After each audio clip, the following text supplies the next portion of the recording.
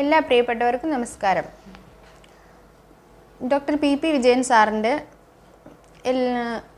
കോടീശ്വരനാകാം മനഃശക്തിയിലൂടെ എന്ന പുസ്തകത്തിൻ്റെ 10ാമത്തെ അധ്യായം സ്ത്രീ ശക്തി അനിഷേധ്യം എന്നുള്ളതാണ്. ഈ അധ്യായത്തെക്കുറിച്ചാണ് ഇന്ന് ഞാൻ നിങ്ങളുമായിട്ട് സംസാരിക്കാൻ ആഗ്രഹിക്കുന്നത്. ഇന്ന് നിങ്ങളോട് സംസാരിക്കാൻ ആഗ്രഹിക്കുന്ന ഈ ലെസന് ഈ ചാപ്റ്ററിൽ നിന്നാണ്. അതായത് സ്ത്രീ ശക്തി അനിഷേധ്യം എന്നുള്ളത്. സ്ത്രീ ശക്തിയെക്കുറിച്ച് ആദ്യം സ്ത്രീ ശക്തിയെക്കുറിച്ച് പറയുമ്പോൾ എന്തുകൊണ്ടാണ് നമ്മുടെ സമൂഹത്തിൽ ഇന്ന് സ്ത്രീകൾക്ക് പുരുഷന്മാർക്കും രണ്ട് തട്ടിലായിട്ട് ആളുകൾ കാണുന്നതെന്ന്. അപ്പോൾ അത് നമ്മുടെ ആദിമകാലം മുതലേ മനുഷ്യൻ ആഹാരം തേടി അലഞ്ഞു നടന്ന ഒരു സമയത്ത് സ്ത്രീയും പുരുഷനും തുല്യരായിരുന്നു. കാരണം രണ്ടുപേരും ഒരുമിച്ച് സഞ്ചരിക്കുന്നു, ഒരുമിച്ച് ആഹാരം തേടി അലയുന്നു, എവിടെയെങ്കിലും ഒരുമിച്ച് ഭക്ഷണം കണ്ടെത്തുന്നു, ഒരുമിച്ച് താമസിക്കുന്നു. അത് പിന്നീട് ഒരു സെറ്റിൽഡ് ലൈഫിലേക്ക് അല്ലെങ്കിൽ ഒരു സാമൂഹിക ജീവിതത്തിലേക്ക് വന്നു കഴിയുമ്പോഴാണ് സ്ത്രീക്കും പുരുഷനും തമ്മിൽ അന്തരം ഉണ്ടാകുന്നതെന്ന് പറഞ്ഞാൽ ശരിക്കും കുടുംബമായിട്ട് ജീവിക്കാൻ അല്ലെങ്കിൽ ഒരു ഫാമിലി ലൈഫോ ഒരു സെറ്റിൽഡ് ലൈഫോ വന്നതോടുകൂടി കുഞ്ഞുങ്ങളായി അവരുടെ ആ കൂട്ടത്തിൽ ഗർഭിണികളായ സ്ത്രീകളുണ്ടായി.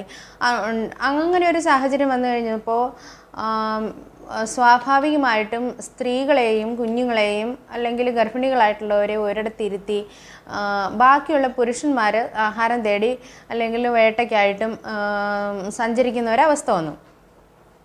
അത് പിന്നീടായി കഴിയുമ്പോഴേക്കും പുരുഷൻ്റെ ഉത്തരവാദിത്വമായി മാറി ആഹാരത്തിന് വേണ്ടി അന്വേഷിക്കുക.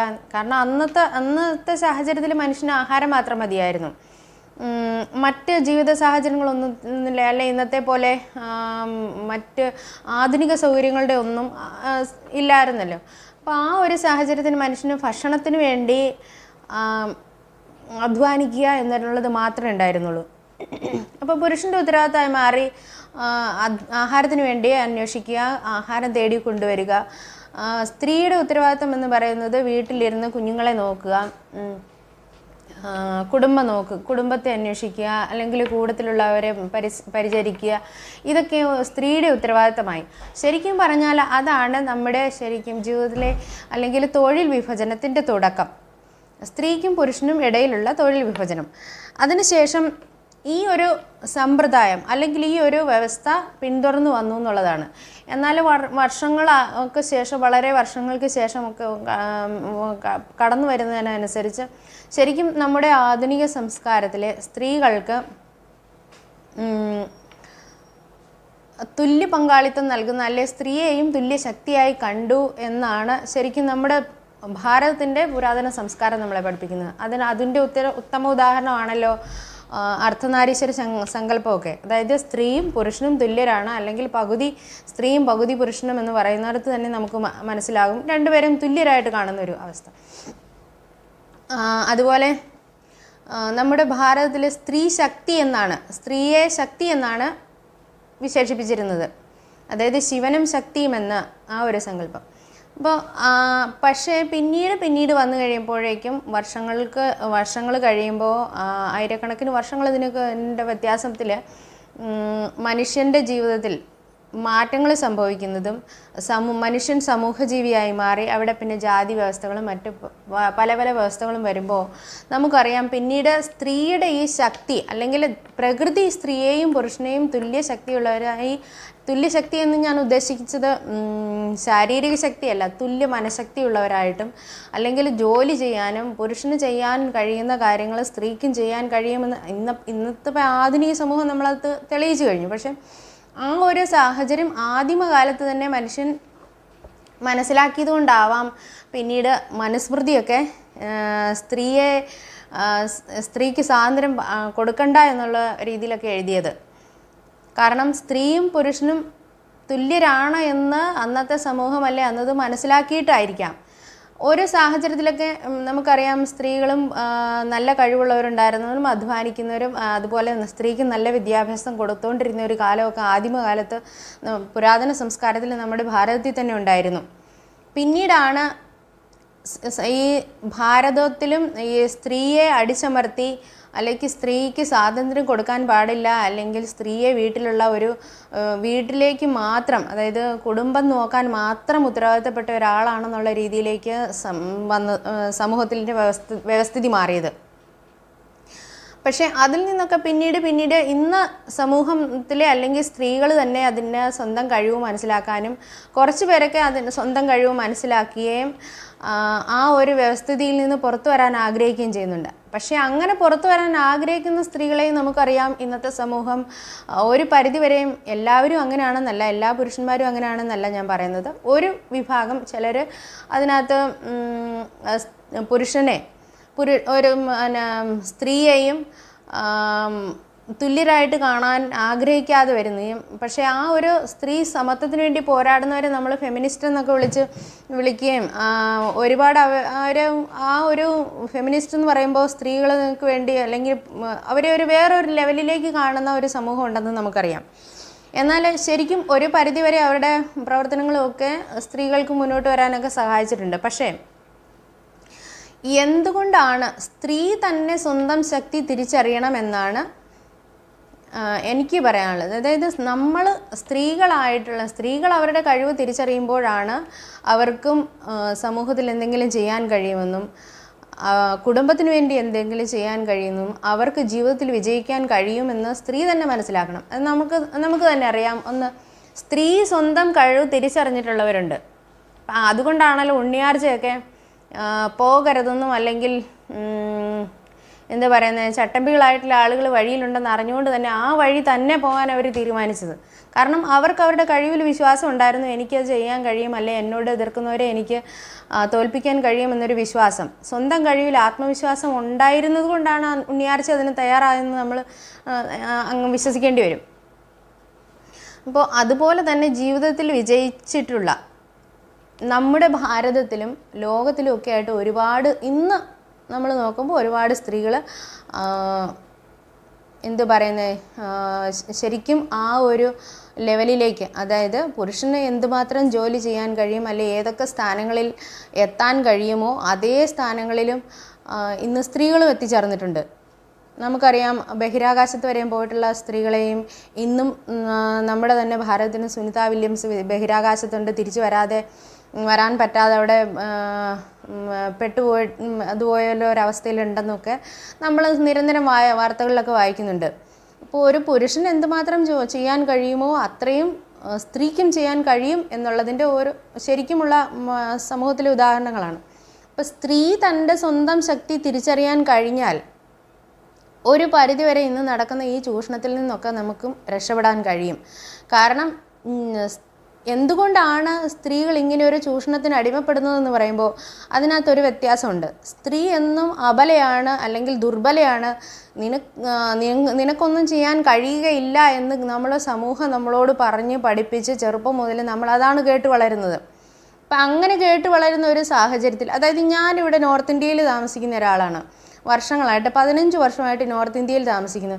ഞാനിവിടെ വന്ന് കണ്ട് മനസ്സിലാക്കിയ കാര്യമാണ് പറയുമ്പോൾ, അതായത് ഇവിടെ സമൂഹത്തിൽ ഒരു സ്ത്രീക്ക് നമ്മൾ അവരുടെ ഒരു വീട്ടിൽ ചെന്ന് കഴിഞ്ഞാൽ പുറത്തിറങ്ങി വന്ന് നമ്മളോട് സംസാരിക്കാനൊന്നും ഇവർക്ക് അനുവാദമില്ല.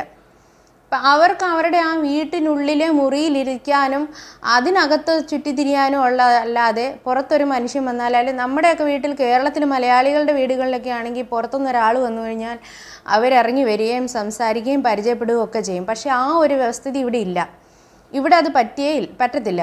കാരണം ഇവിടുത്തെ ഇവിടെ ഗുങ്കട്ടെന്നാണ് പറയണേ, ആ ഒരു സ്ത്രീ മറ്റുള്ളവരുടെ മുമ്പിൽ മുഖം കാണിക്കാൻ പാടില്ല എന്നുള്ള ഒരു വ്യവസ്ഥിതി ഇപ്പോഴും നിലനിൽക്കുന്നുണ്ട്. അപ്പോൾ ഇവിടുത്തെ ഒരു സ്ത്രീക്ക് ഇപ്പോൾ ഇവിടെ ഒരു സാഹചര്യത്തിൽ ഇപ്പോൾ നിസ്സാരമായിട്ടൊരു കറണ്ട് പോയിട്ട് അല്ലെങ്കിൽ ഒരു ബൾബ് കേടായി പോയാൽ ഭർത്താവ് വരുന്നിടം വരെ അല്ലെങ്കിൽ ഏതെങ്കിലും പുരുഷന്മാർ വരുന്നത് വരെ ആ വീട്ടിൽ ആ ഇരുട്ടത്തിരിക്കും.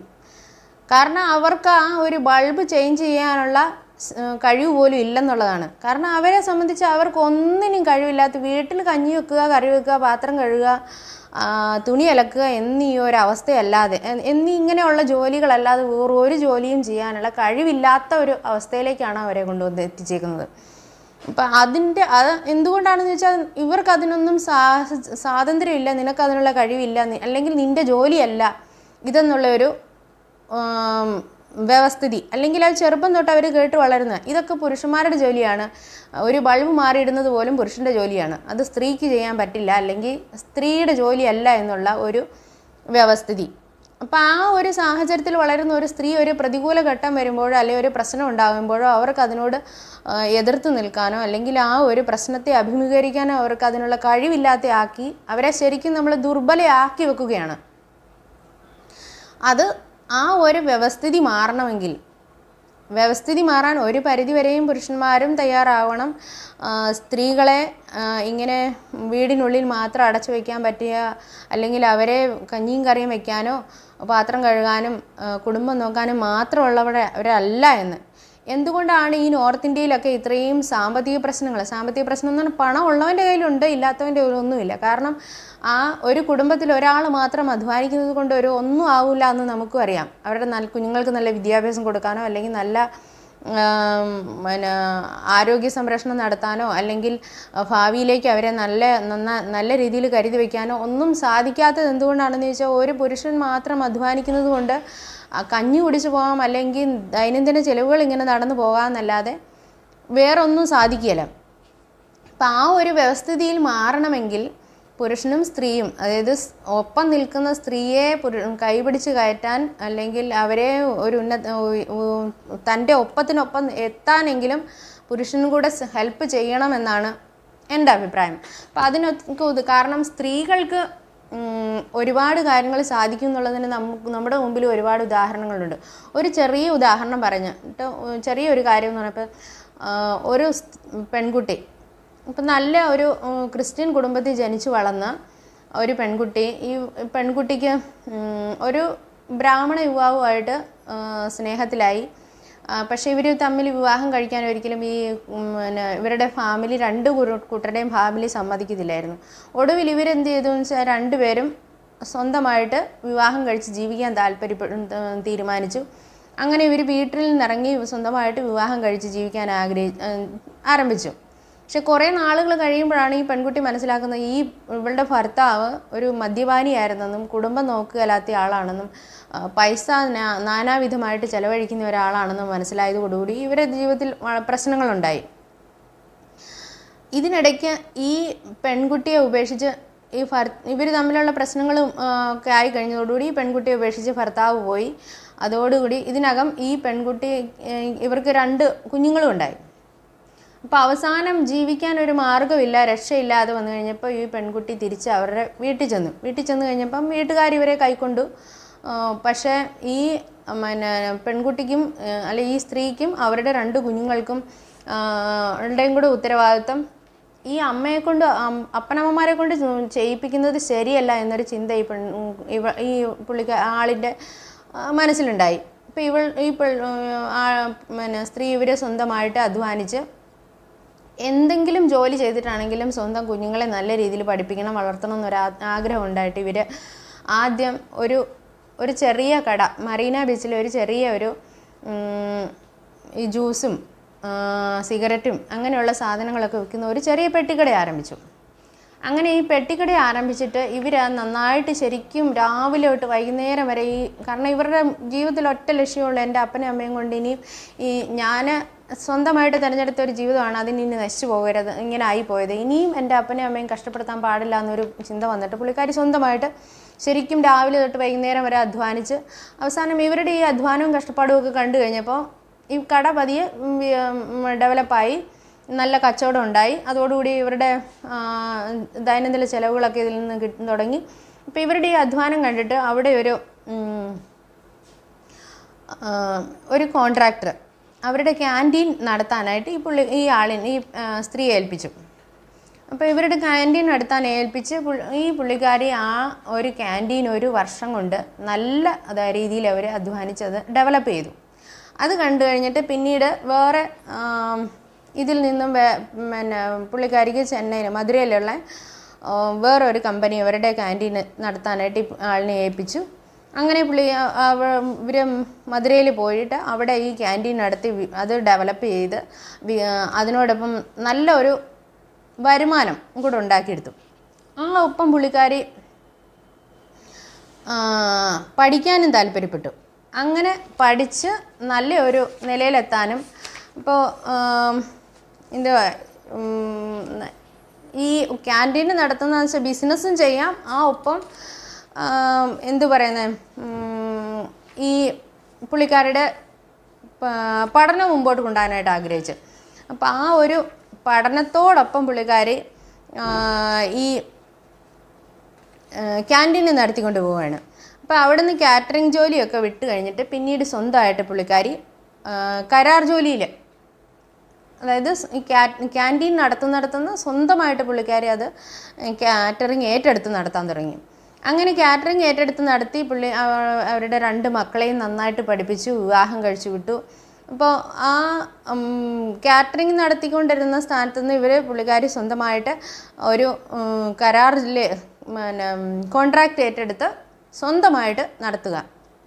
അപ്പോൾ ഇവരുടെ മാമൻ പറഞ്ഞു, എന്നാൽ നമുക്ക് ഒരു റെസ്റ്റോറൻറ്റ് തുടങ്ങാമെന്ന്. അപ്പോൾ അങ്ങനെ റെസ്റ്റോറൻറ്റ് തുടങ്ങാനായിട്ട് ആഗ്രഹിച്ചിരിക്കുമ്പോൾ ഇവർക്കൊരു പ്രശ്നം ഉണ്ടായെന്ന് പറഞ്ഞാൽ ഇവരുടെ മകളും മരുമകനും ഒരു ആക്സിഡൻറ്റിൽ പെട്ട് മരിച്ചുപോയി. അപ്പോൾ മരിച്ചതോടുകൂടി ഈ സ്ത്രീക്കത് വളരെ വലിയ വിഷമമായിപ്പോയി.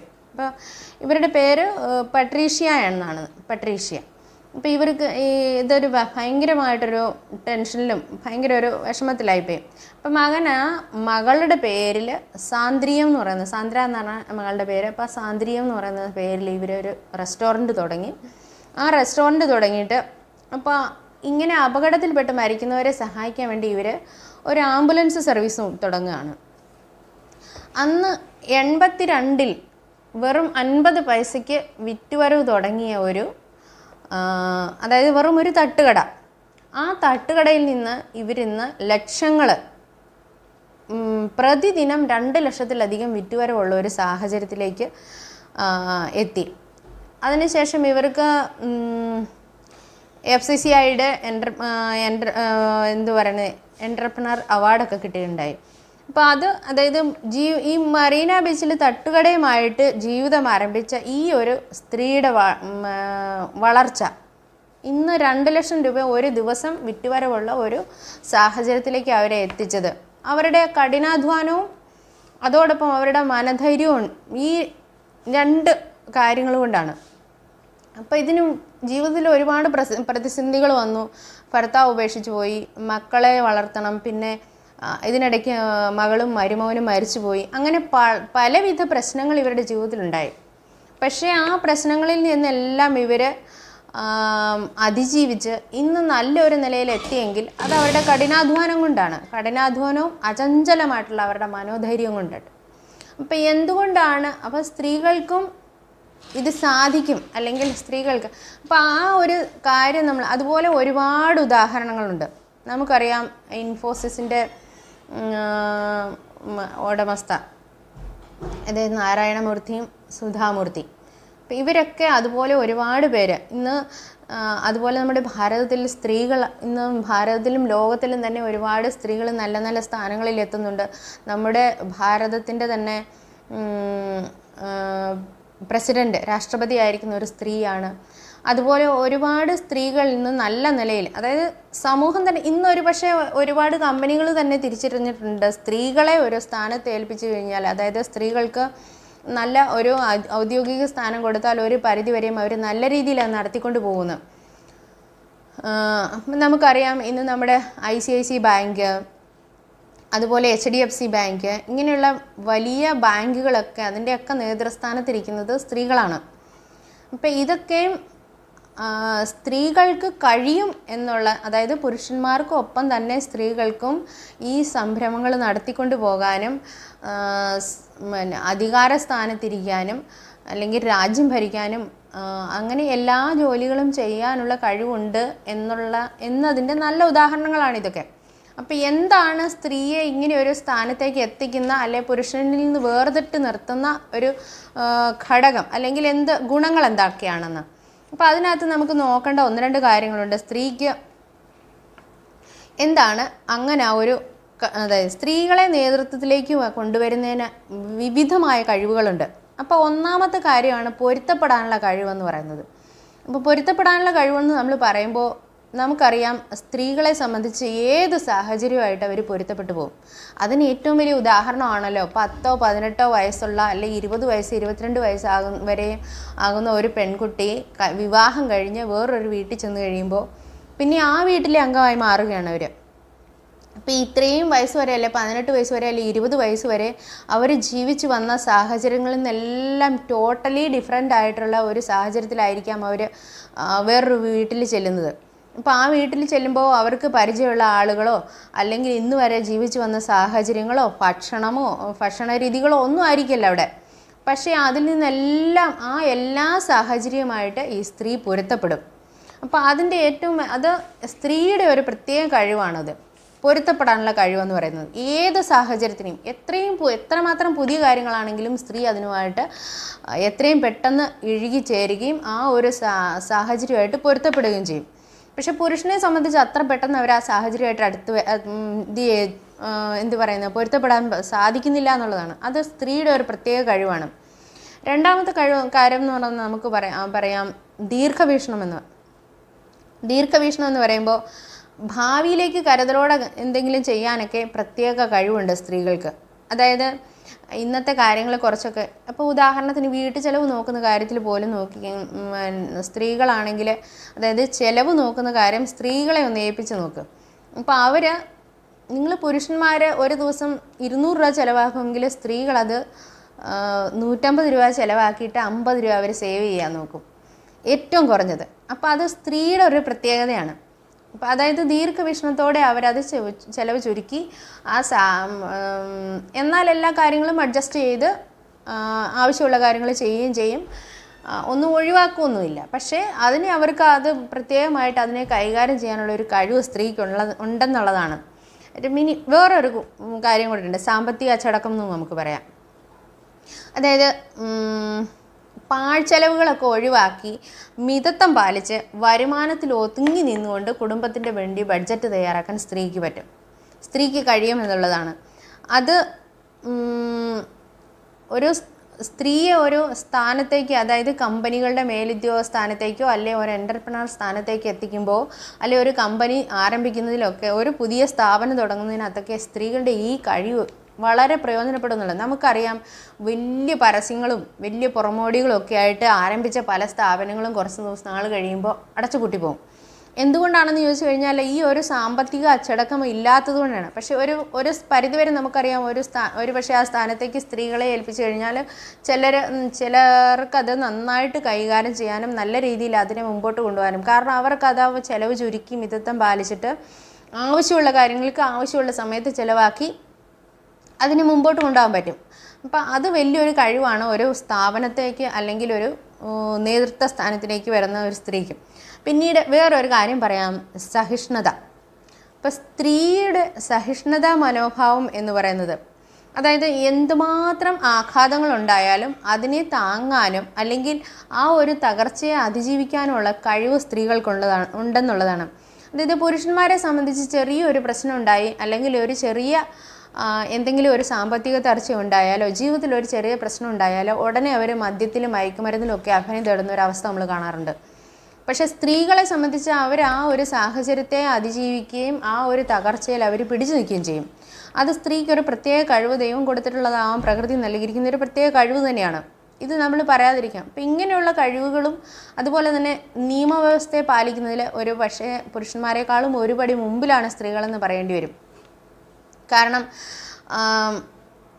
നമുക്കറിയാം നമ്മുടെ കേരളത്തിൽ തന്നെ വാഹനം ഓടിക്കുന്ന സ്ത്രീകളിലോ അല്ലെങ്കിൽ ഇങ്ങനെയുള്ള ഈ നിയമം ലംഘിക്കുന്ന കേസുകളെ നോക്കുമ്പോൾ സ്ത്രീകൾ വാഹനം ഓടിക്കുന്നതിനകത്തും എന്നതിലും അല്ലെങ്കിൽ ലൈസൻസ് ഇല്ലാതെ വാഹനം ഇങ്ങനെയുള്ള കേസുകളൊക്കെ വളരെ കുറവായിരിക്കും. അപ്പോൾ ഒരു പരിധിവരെയും സ്ത്രീകളെ സംബന്ധിച്ച് അവർ നിയമവ്യവസ്ഥയോട് ആദരവ് കാണിക്കുകയും അല്ലെങ്കിൽ നിയമം ലംഘിക്കുന്നതിന് അത്രയും താല്പര്യം കാണിക്കാത്തവരുണ്ട്. അതായത് പൊതുവേ നമ്മൾ പറയുകയാണ്, അല്ലാതെ ഇതിനകത്ത് ഒരുപാട് ചുരുക്കം ചിലരുണ്ട് ഇതിനൊക്കെ അപവാദമായിട്ടുള്ളവർ, അവരുടെ കാര്യമല്ല ഞാൻ പറയുന്നത്. സമൂഹത്തിൻ്റെ പൊതുവായ ഒരു അവസ്ഥയാണ്, പൊതുവിലുള്ള സ്ത്രീകളെ കുറിച്ചാണ് പറയുന്നത്. അപ്പം അതായത് ലൈസൻസ്, അത് ആളുകൾ പറയും സ്ത്രീകളായിട്ടുള്ള ആൾക്ക് വായ്പ കൊടുത്താൽ അവർ കൃത്യമായിട്ട് അത് തിരിച്ചടയ്ക്കും എന്ന് പറയുന്നവരുണ്ട്.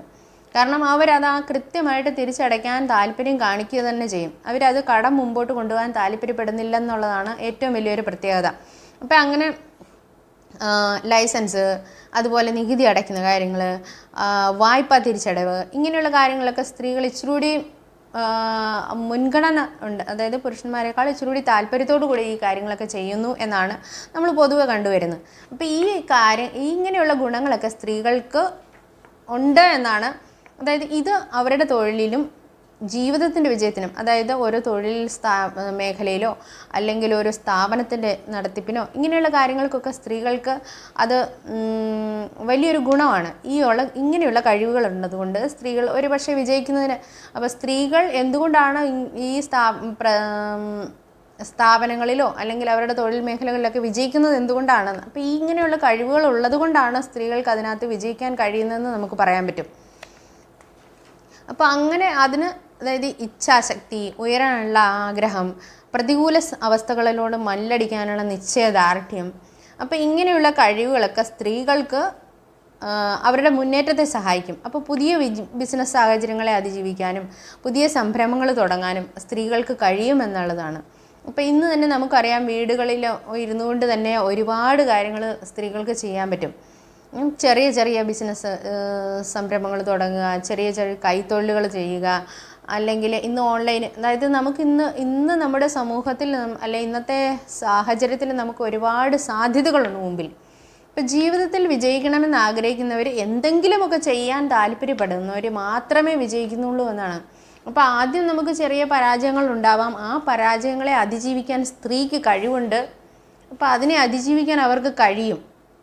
അപ്പം നിങ്ങൾ ആ ഒരു സാഹചര്യം, അല്ലെങ്കിൽ നമുക്ക് ദൈവം തന്നിരിക്കുന്ന ആ ഒരു കഴിവിനെ വിനിയോഗിക്കുകയും അതിലൂടെ നമ്മുടെ ജീവിതത്തിൽ നമ്മൾ വിജയത്തിലെത്താൻ താല്പര്യപ്പെടുകയും ചെയ്യണമെന്നാണ് എനിക്ക് പറയാനുള്ളത്.